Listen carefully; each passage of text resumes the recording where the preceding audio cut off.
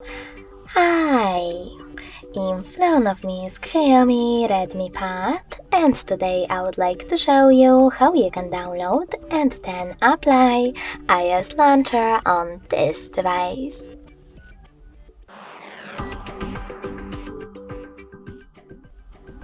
First of all, open Play Store and click on the search bar.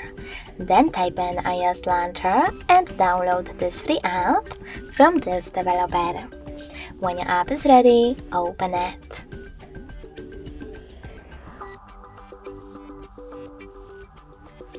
Then just wait for the pop-ups to show, and when they do, choose Allow and will allow while using in all of them.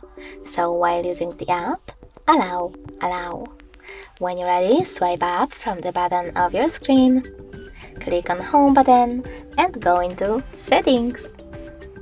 In them, you need to scroll down and choose Apps section. Then tap on Manage Apps. Click on those three dots at the top right corner and select Default Apps.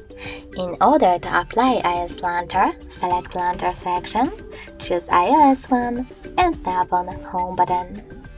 Lastly, click on Got It. As you can see, after that, Apple Layout was applied successfully on my tablet.